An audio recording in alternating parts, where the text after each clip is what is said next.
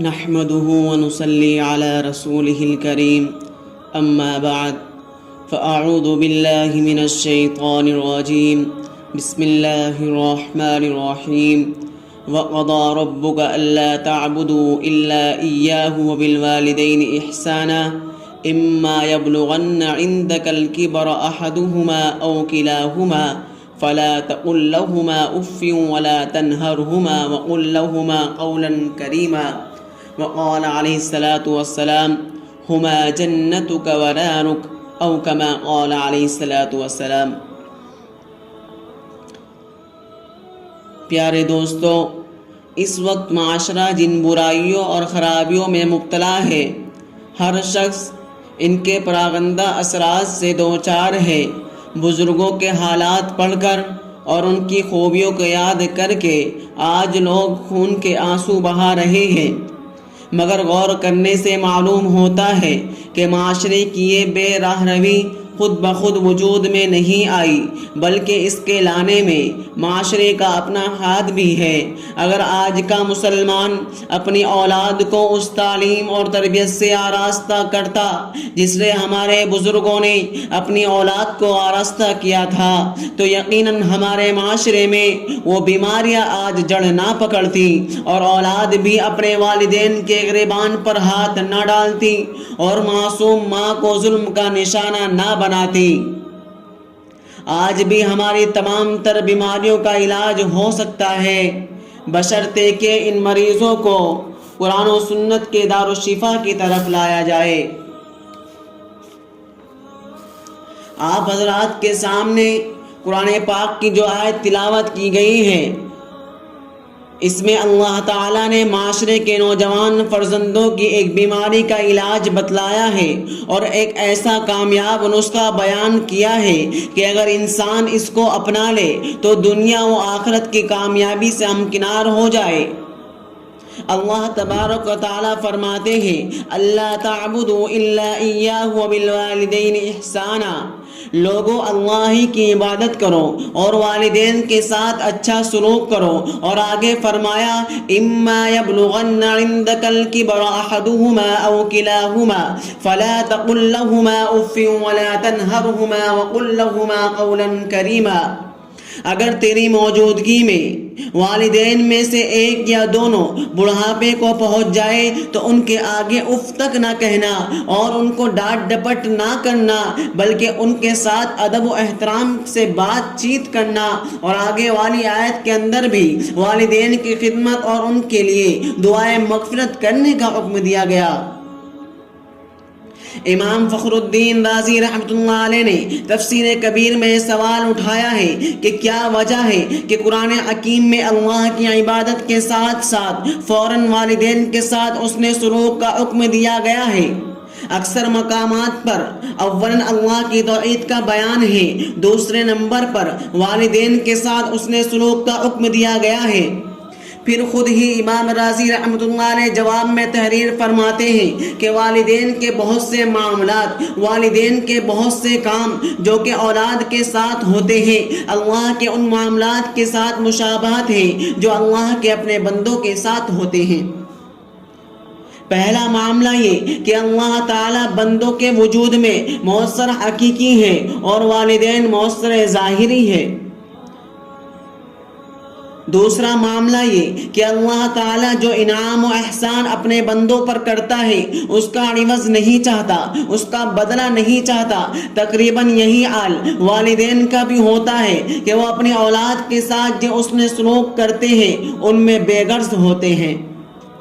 تیسرا معاملہ یہ کہ پروردگار اپنے بندوں پر احسان و کرم کرنے سے نہیں رکتا، اگرچہ بندہ بڑے سے بڑا گناہ کر ڈالے اس سے نعمتوں کو نہیں چھینتا۔ یہی حال والدین کا بھی ہے، وہ اپنی اولاد پر احسان کرنے سے نہیں رکتے، اگرچہ اولاد والدین کے ساتھ بدسلوکی ہی سے پیش کیوں نہ آئے۔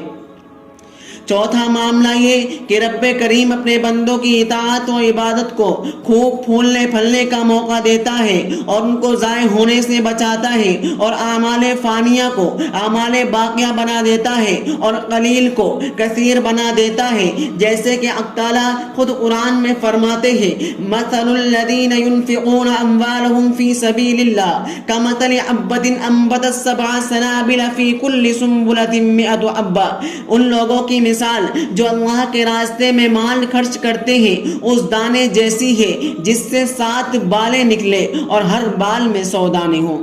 اسی طرح والدین بھی اولاد کے مال میں نفع بخش تصرف کرتے ہیں۔ حاضرین کرام، میرے دل پر شدید تقاضا ہے، اس لیے کہہ دیتا ہوں اور آپ سے گزارش ہے کہ اس کو دل کی تختی پر لکھ لینا، یہ ایک آزمودہ اور اٹل حقیقت ہے، میں نے کبھی اس کے خلاف ہوتے نہیں دیکھا، اور وہ یہ ہے کہ اللہ تعالیٰ حلیم و بردبار ہے، جلدی پکڑ نہیں کرتا، بہت سارے گناہوں کو تو معاف کر دیتا ہے اور بہت سارے گناہوں کی سزا عالم آخرت کے لیے موقوف کر دیتا ہے، لیکن والدین کی نافرمانی ایک ایسا گناہ ہے جس کی سزا دنیا میں بھی دی جاتی ہے اور آخرت میں بھی دی جاتی ہے۔ میں نے کسی کو نہیں دیکھا کہ اس نے ماں باپ کو ستایا ہو اور وہ دنیا سے آرام کے ساتھ رخصت ہو گیا ہو۔ ذرا سوچئے یہ کیا اندھیرا ہے اور کس قدر بے وفائی ہے کہ جب ہم کمزور و ناتواں تھے اور ہمارے والدین طاقتور تھے اس وقت انہوں نے ہم پر خرچ کرنے میں کبھی دریغ نہیں کیا۔ اب جبکہ صورتحال برعکس ہو گئی ہے، والدین اپنی جان کھپاتے کھپاتے کمزور ہو چکے ہیں اور اولاد کے محتاج ہو گئے ہیں، تو اولاد کے لیے کتنی سنگدلی، احسان فراموشی اور بے وفائی کی بات ہوگی کہ اولاد اپنے ان مخلص والدین پر مال خرچ کرنے میں تأمل سے کام لے۔ لوگوں آؤ نبی کا ایک فرمان اور سنتے جاؤ۔ نبی صلی اللہ علیہ وسلم کا دور ہے، قابل غور ہے۔ ایک بیٹا اپنے باپ کی خدمت میں آتا ہے، کہتا ہے ابا جان یہ کچھ گندم ہے، یہ کچھ اجناس ہے، یہ کچھ چیزیں ہیں، یہ محفوظ رکھو، میں تجارت کے لیے جا رہا ہوں، یہ میری امانت رکھو، 2 سال میں آ جاؤں گا، آپ سے امانت لے لوں گا۔ اس کے جانے کے بعد باپ بیمار ہو گیا، آمدنی ختم ہو گئی، کچھ پریشانی آ گئی، بیٹے کا مال استعمال کرنا شروع کر دیا، 2 سال بھی گزر گئے، مال بھی ختم ہو گیا، بیٹا بھی واپس آ گیا۔ آتے ہی بیٹے نے باپ سے کہا میرا مال دو۔ باپ نے جواب دیا بیٹا اب تک تو میں نے تیری پرورش کی، اب میں بیمار ہو گیا، کمائی کرنے کے قابل نہیں رہا، کچھ حالات ایسے ہوئے میں نے تیرے مال کو استعمال کر لیا۔ بیٹا باپ سے جھگڑ پڑا، بگڑ گیا کہ تو نے میرے مال کو ضائع کیوں کیا، میرا مال ادا کرو۔ باپ نے کہا جلدی نہ کرو، نبوت کا دروازہ کھلا ہوا ہے، نبی صلی اللہ علیہ وسلم سے فیصلہ کرا لو۔ اب بیٹا حضور صلی اللہ علیہ وسلم کے دربار میں گیا اور باپ نے دیکھا کہ بیٹا دربار نبوت میں جا رہا ہے۔ بات مختصر کر رہا ہوں، آقا نے معلوم کیا بیٹا کیا بات ہے، پریشان کیوں ہو؟ لڑکے نے جواب دیا حضرت میں نے ابا کو کچھ سامان دیا تھا، وہ اس نے خرچ کر دیا، اب میں ابا سے مانگتا ہوں تو ابا کے پاس کچھ نہیں رہا۔ کہتا ہے کہ حضور صلی اللہ علیہ وسلم سے پوچھو، جو مصطفیٰ فیصلہ کرے مجھے منظور ہوگا۔ حدیث میں آتا ہے کہ بیٹا مصطفیٰ کے پاس گیا، باپ خدا کے پاس گیا، باپ نے مسجد میں سجدہ کر کے کہا اے رزاق، اے خالق، یہ زندگی دی تھی کہ بیٹے کا محتاج بنا دیا، یا اللہ خزانہ تیرے قبضے میں ہے، مولا کوئی ایسا فیصلہ کرانا کہ میری دنیا بھی بن جائے اور آخرت بھی بن جائے۔ حضرت جبرائیل علیہ السلام اترتے ہیں، کہتے ہیں محبوب خیال کرنا یہ بعد میں آپ کے پاس پہنچا ہے۔ بوڑھے باپ کے آنسو پہلے عرش پر پہنچ چکے ہیں، عرش والے نے مجھے بھیجا ہے کہ میرے محبوب کو کہو کہ فیصلہ ایسا کرنا کہ میرے بوڑھے سفید داڑھی والے بندے کا دل نہ ٹوٹ جائے۔ حضور صلی اللہ علیہ وسلم نے بیٹے کو فرمایا کہ جاؤ باپ کو لے کر آؤ۔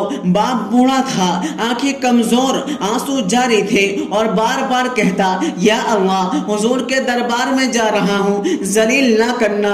دور سے آقا نے بوڑھے کو آتے ہوئے دیکھا، کھڑے ہو گئے، فرمایا ابا جان رو مت، سفارش آ چکی ہے۔ آگے بڑھ کر حضور صلی اللہ علیہ وسلم نے بوڑھے کا ہاتھ پکڑا اور فرمایا کہ ابا جان بتا بیٹا تو یہاں آیا تھا، تو کہاں گیا تھا؟ بوڑھے نے کہا میں نے سوچا کملی والا تو شفیق ہے، شاید فیصلہ بیٹے کے حق میں کر دے، نبوت کا فیصلہ آخری ہوتا ہے۔ یا آپ کے دربار میں آیا، میں اللہ کے دربار میں گیا، میں نے خدا سے کہا اے اللہ بوڑھا تو نے بنایا اور محتاج کر دیا، الہی کوئی ایسا فیصلہ کرانا کہ میری پریشانی ختم ہو جائے۔ حضور صلی اللہ علیہ وسلم نے بیٹے کا ہاتھ پکڑا اور فرمایا انت ومالک لابیک، تو اور تیرا مال تیرے باپ کے لیے ہے۔ ایک شخص نے رحمت للعالمین صلی اللہ علیہ وسلم سے عرض کیا ما حق الوالدین، والدین کا حق کیا ہے؟ اس وقت نبی نے فرمایا تھا ہما جنتک ونارک، وہی تیری جنت ہے اور وہی تیری دوزخ ہے۔ آج اولاد والدین کے حقوق کو بھول گئی، ماں کو جھڑک دینا، پیارے باپ کے گریبان پر ہاتھ ڈال لینا اولاد کے لیے آسان ہو گیا۔ مسلمانوں یہی سبب ہے تمہاری ہلاکت و بربادی کا۔ والدین کی اہمیت کا اندازہ حضرت اویس قرنی رحمۃ اللہ علیہ کے واقعے سے لگایا جا سکتا ہے کہ ان کو والدہ کی خدمت سے کیا ملا۔ شہنشاہ دو جہاں، تخلیق کون و مکان صلی اللہ علیہ وسلم کا آخری وقت تھا۔ آپ نے حضرت عمر رضی اللہ عنہ کو وصیت کرتے ہوئے فرمایا کہ اویس کو میرا سلام پہنچا دینا، میری امت کی مغفرت کی دعا کرانا۔ جب حضرت عمر رضی اللہ عنہ نے آپ صلی اللہ علیہ وسلم کا لباس حضرت اویس کو پیش کیا اور دعا کے لیے کہا تو حضرت اویس وہ لباس لے کر کچھ فاصلے پر چلے گئے اور بارگاہ ربوبیت میں التجا کی، اے رب دو جہاں جب تک میری سفارش پر امت محمدیہ کی مغفرت نہ کر دی جائے میں سرکار دو عالم صلی اللہ علیہ وسلم کا لباس ہرگز نہ پہنوں گا، کیونکہ تیرے نبی صلی اللہ علیہ وسلم نے اپنی امت کو میرے حوالے کیا ہے۔ ندائے غیبی آئی کہ ہم نے تیری سفارش سے کچھ افراد کی مغفرت فرما دی۔ آپ نے عرض کیا کہ پوری امت کی مغفرت فرمائی جائے۔ آخر کار اللہ نے آپ کی سفارش پر بنو ربیعہ اور بنو مضر کی بھیڑوں کے بالوں کے بغدر لوگوں کی مغفرت فرما دی۔ یہ مرتبہ ان کو کہاں سے ملا؟ اپنے والدہ کے قدموں سے ملا۔ معزز سامعین کرام، جب حضرت موسیٰ علیہ السلام بقصد شام انطاکیہ سے نکلے تو راستے میں تھک گئے۔ اللہ تعالیٰ نے ان کی طرف وحی کی کہ اس پہاڑ پر جاؤ، وہاں میرا ایک نیک بندہ ہے، اس سے سواری طلب کرو۔ حضرت موسیٰ علیہ السلام وہاں گئے۔ اس وقت وہ بندہ خدا نماز میں مشغول تھا۔ جب وہ نماز سے فارغ ہو گیا تو موسیٰ علیہ السلام نے کہا یا عبد اللہ انی ارید شیئا ارکبہ، اے اللہ کے بندے تجھ سے ایسی چیز کا سوال کرتا ہوں جس کے ذریعے سے میں اپنا سفر پورا کر سکوں۔ اس آدمی نے آسمان کی طرف نظر کی اور ایک بدلی سے کہا نیچے اتر آؤ اور جہاں حضرت موسیٰ علیہ السلام جانا چاہے ان کو وہاں پہنچا دو۔ چنانچہ بدلی نے ایسا ہی کیا اور حضرت موسیٰ علیہ السلام منزل مقصود تک پہنچ گئے۔ اللہ نے موسیٰ علیہ السلام سے کہا اے موسیٰ تم نے یوں کیوں معلوم نہیں کیا کہ یہ شخص کون تھا؟ حضرت موسیٰ علیہ السلام نے عرض کیا اے پروردگار اب بتلا دیجئے۔ اللہ نے بتلایا اے موسیٰ یہ ایسا شخص تھا کہ اگر یوں بھی کہہ دیتا کہ اے میرے خدا اس زمین کا آسمان اور آسمان کا زمین بنا دے تو مجھے اپنی عزت و جلال کی قسم میں ضرور ایسا کر دیتا۔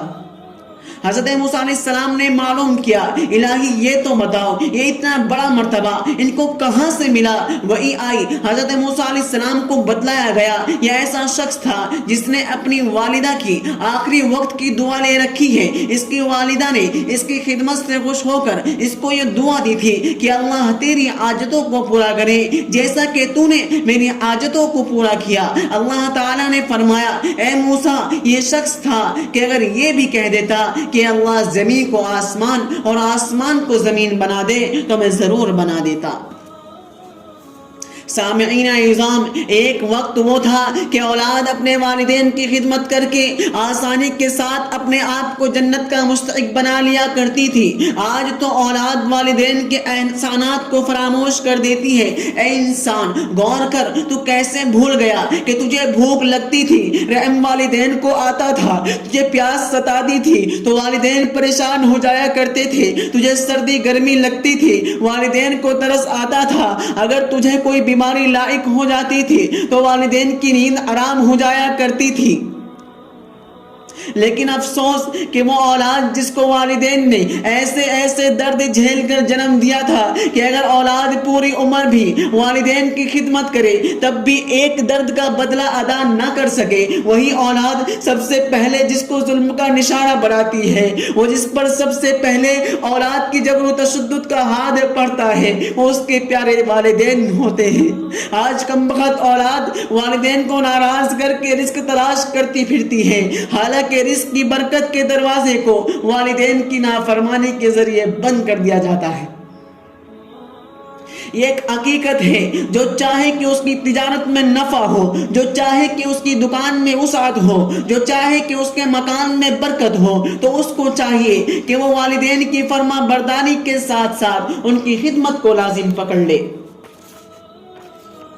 پیارے مسلمان بھائیوں، آپ صلی اللہ علیہ وسلم سے اہل اعراف کے بارے میں پوچھا گیا کہ وہ کون لوگ ہیں، تو آپ صلی اللہ علیہ وسلم نے فرمایا یہ وہ لوگ ہیں جو اپنے والدین کی مرضی اور اجازت کے بغیر جہاد میں شریک ہو گئے تھے اور شہید بھی ہو گئے تھے۔ ان کو جنت کے داخلے سے والدین کی نافرمانی نے روک دیا اور جہنم کے داخلے سے شہادت فی سبیل اللہ نے روک دیا۔ اس حدیث سے معلوم ہوتا ہے کہ جائز کاموں کے اندر بھی والدین کی رضامندی ضروری ہے، ورنہ جنت سے محروم کر دی جاؤ گے۔ حضرات گرامی، کسی دانش مند کا قول ہے جو اپنے والدین کی نافرمانی کرے گا تو اس کی اولاد اس کی نافرمانی کرے گی۔ 4 آدمیوں کی خدمت سے بڑے بڑے لوگوں کو شرم محسوس نہیں کرنی چاہیے۔ اول والدین کی خدمت سے، دوسرا مہمان کی خدمت سے، تیسرا استاذ کی خدمت سے، چوتھا عادل بادشاہ کی خدمت سے۔ دوستوں، دعا کیجئے کہ اللہ رب العزت ہمارے معاشرے سے والدین کی مظلومیت کو ختم فرمائے، اللہ ہم سب کو والدین کی نافرمانی کے وبال سے محفوظ رکھے اور ہمارے تمام گناہوں کو معاف فرمائے، آمین۔ یا الہی، عصیہ سے کبھی ہم نے کنارہ نہ کیا، پر دل آزردہ تو نے ہمارا نہ کیا۔ ہم نے تو جہنم کی بہت کی تدبیریں، لیکن تیری رحمت نے گوارا نہ کیا۔ وآخر دعوانا ان الحمد للہ رب العالمین۔